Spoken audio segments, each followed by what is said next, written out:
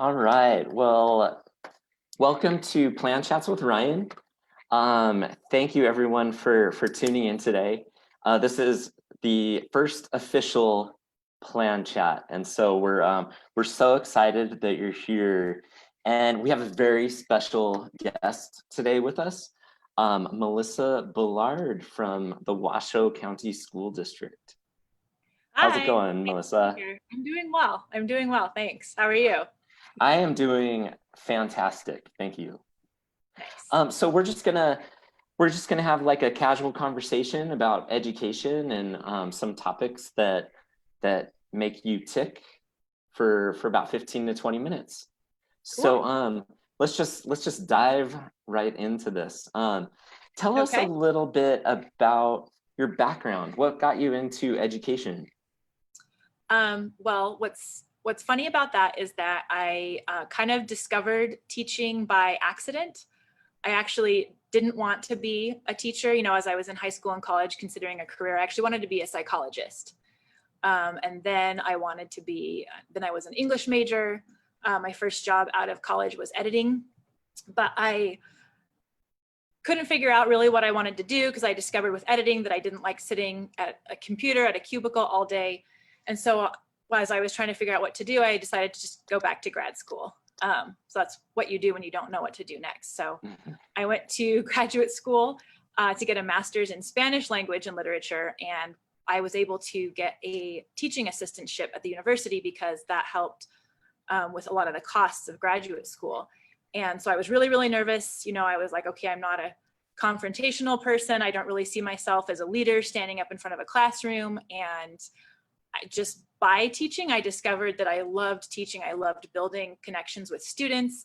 I loved having the chance to take something that maybe they would arrive in class and think that it wasn't that interesting, and just to show them the most exciting and interesting aspects of that topic or of that skill. So I kind of discovered by accident that I liked teaching, and I taught at the community college level for a while. I was an adjunct at UNR and TMCC.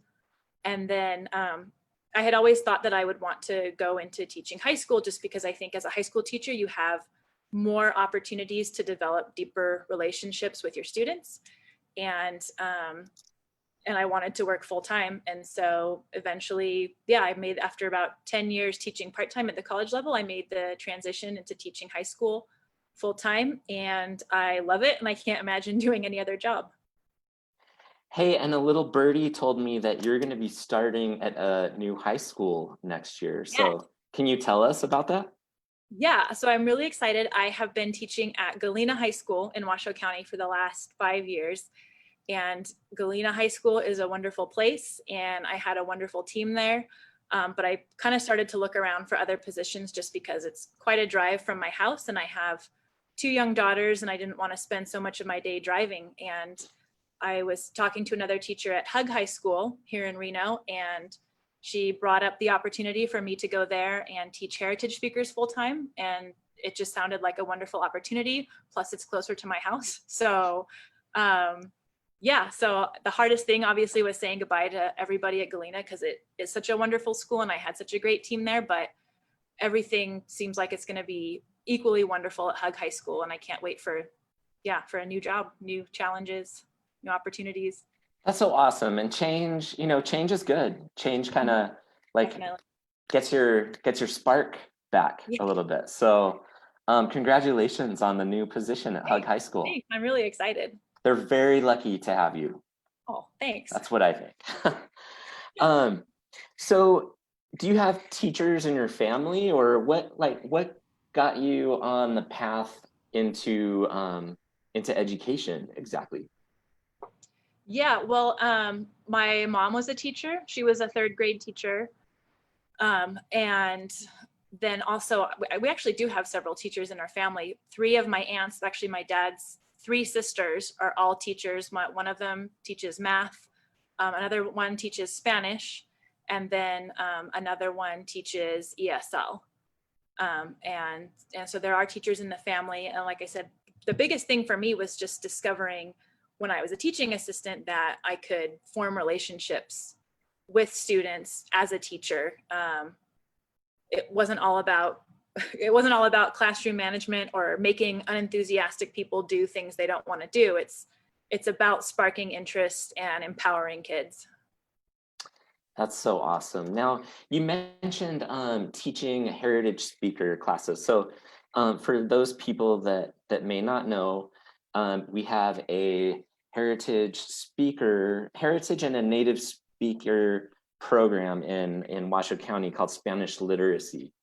Mm-hmm. And Melissa, you had a lot to do with the development of this course, especially on the team that developed all the curriculum for the course. So can you tell us a little bit about the difference between, for people that may not know, what the difference is between teaching a general Spanish class, like a level 1, 2, or 3, Mm-hmm. and teaching that Spanish literacy class for heritage and native speakers? Yeah, so I think with there's a few different aspects to it. With an L2 class, for students who don't speak a second language, they're coming in with either little to no background. So you're teaching things like basic vocabulary, having these basic conversations about everyday topics. You're providing a lot of comprehensible input and lots of actions and just things to kind of build up that implicit linguistic system. You're teaching them about culture, with them sort of approaching culture initially as outsiders, but hopefully you bring them to a point where they understand those cultural perspectives pretty well. And I would say for a heritage speakers class, it's more like what we think of when we think of an English class or a language arts class, because they already have the basic vocabulary, they can already have a basic conversation. They already have a cultural connection to the language, and their implicit grammar system is pretty much already built up. Sometimes they may have trouble responding. They may be receptive bilingual where they understand everything you're saying, but it's a little bit of a struggle for them to respond in Spanish. And obviously I'm speaking of Spanish heritage speakers because that's where my experience is. But so what you're kind of doing is you're kind of developing academic literacy. And also I would say general literacy, because some of my students come in and they can read and write in Spanish really, really well. Some of them come in and they can have a full-on conversation in Spanish, but they've never read anything in Spanish before. They haven't tried to write anything in Spanish because if they grow up in the US, typically all of their literacy training has been in English. And so you're sort of empowering them, helping them develop that literacy in their first language or in their heritage language. And then you're expanding those cultural connections. A lot of my students are from El Salvador or from Guatemala or from Mexico, and they're really, really curious about what Hispanic cultures look like in other Spanish-speaking countries, because it may be very different from what they're used to. And so you're kind of expanding the cultural connections, you're building that academic vocabulary just to, again, empower them. Say, not only can you have a typical everyday informal conversation in language, but you also have, now you can read and write at a high level. You can use academic vocabulary. I always tell my students that I just want to build up their skills. I want them to be prepared for whatever they choose to do after high school, whether it's the workforce or whether it's going to college. And I want them to be equally proficient in English and Spanish. And we're going to work at both of those skills because you have, there's a concept of, what's it called, transfer of literacy skills. So if you develop a student's skills in one language, you're also helping to develop their skills in the other language. And that's really important to me, that my students leave feeling confident and empowered and proficient, not only in English, but also in their heritage language. So great. And then like on behalf of all of the students, thank you for participating in creating that curriculum and really strengthening that Spanish literacy class. It's so important. Yeah. Speaking of your leadership, you have a lot going on, Melissa. You are a part of LIL, which is a national organization that we're going to talk about here in a second. You're part of PLAN. You're on the board for PLAN, our state language association, which everyone out there should know what it is because you're on our Facebook right now. So can you tell us a little bit about Lil? What is Lil? What do you do in Lil? Because we hear Lil a lot. So what are your thoughts on this? So Lil is, you can correct me if I'm wrong, but Lil is Leadership Initiative for Language Learning. And it's basically takes language teachers and helps them develop their own leadership skills so that they can further contribute to the language communities in their state. So you can work on a project to help develop language teaching and language learning in your state. And a lot of teachers have had a lot of different projects going on, but it helps you sort of dig into yourself and figure out what your strengths are and how you are uniquely gifted to help serve the language learning community in your state. Wow, it's so great. And you have great facilitators, I hear, right? Yes, yes, your facilitators are absolutely wonderful. They're Yes. very inspiring people. And I definitely, Yes. I mean, in all seriousness though, I don't think that I would be where I am today. I don't think that I would feel as empowered as a teacher if it were not for the facilitators taking the time to invest in me as a leader, and Lil sort of helps you do the same for other teachers. Yes, People it did. invest in you so that you can go invest in other people. Exactly. It was it actually changed my professional career. Oh, really? Yes, definitely. Yeah. Well, your project, so Ryan, you were cohort 1, right? And your project was bringing a state language conference to Yes, it was developing the first Plan language conference years ago. Which again has been very instrumental. Those conferences have been very helpful in my growth and as a language teacher. Thank you, I appreciate that. Speaking of growth and on a national stage, you have written an article for Actful's Language Educator magazine. And can you tell us a little bit about that, about the topic? Yeah, so the focus topic for the Language Educator that month, I think it was October, November of 2019, but the topic was increasing diversity among language teachers and language learners. And so a couple other teachers and one was who I met through Lil. They were language teachers from other states. The 3 of us teamed up to write about our heritage speakers programs because we felt like heritage speakers programs are a natural pathway to increasing diversity in language programs. And so I just kind of wrote about how Washoe County School District has focused on developing and sort of expanding its language teacher or its heritage language programs, and how when I started at Galena, we didn't have a heritage speakers program. And so how we kind of brought it back and made it something to meet the unique needs of heritage language learners. So that was the topic of the article. And I think it's important, again, to increase the diversity because I think students feel, again, I keep using the word empower repetitively, but I think that students feel encouraged and inspired and empowered when they see somebody like them who they can look up to as a role model. Yes. That's so great. So all of you watching out there, Melissa is a national published language author. So how cool is that? I have one last question for you, Melissa. All right.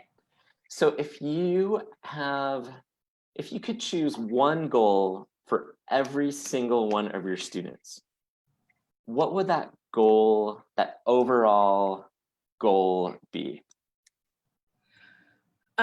So the overall goal, and Ryan gave me a hint that he was going to ask this question earlier which was good because it's such a huge question. It's like, man, I have so many goals for my students. But I think kind of thinking about it a little bit, the overall goal for me would be for all of my students to know how they are, again, uniquely gifted, to see what their talents and their strengths and their passions are, so that by the time they graduate, they leave knowing that there's somebody who believes in them, and they leave knowing that they can go out and make a positive impact on the world. So awesome. That gives me chills just when you say that. That's so great. Like, that should be a goal of every teacher, right? Yeah, well, I think that's one of the most exciting things that we get to do as teachers is to watch students grow and develop. You know, when you start high school, you don't really, you know, some things about yourself, but you don't know yourself as well as you could, and you're still figuring out what you want to do with your life. And we get to watch that develop and help the kids develop throughout their time in high school. I lied. We have one more question. Oh, okay. Well, what are you one thing, if you could choose one thing for the next school year, for 2021 school year, which is kind of like nobody knows what the school year is going to look like yet. But if you can choose one thing that you are most excited about to bring to your students or to share with your students, what would that one thing be? So again, not knowing what it's going to look like at all. I mean, I would say my answer probably would change depending on whether we go back completely online or as normal. I mean, I have no idea how we're going to go back, but probably the one thing. Well, I bought a new book to read over the summer. It's specifically about heritage language learners and heritage language teaching. And I'm looking forward to thinking, kind of brainstorming over the summer, how I can improve my teaching in that area. And so how am I going to expand my students' knowledge of other cultures, expand their literacy skills, help them develop confidence in their literacy skills next school year. And the exciting thing about literacy is I can do that, whether that's going to be in person or online. I am excited to help them develop their language abilities. I mean, I love words. You know, I was an English major and then a Spanish major, and I love literature, and words have a lot of power to have impact on the world. And so I'm excited to help them develop their abilities with words. Gosh, Melissa, well, thank you so much for being the first guest on Plan Chats. This is so You're exciting. welcome. Thanks for having me.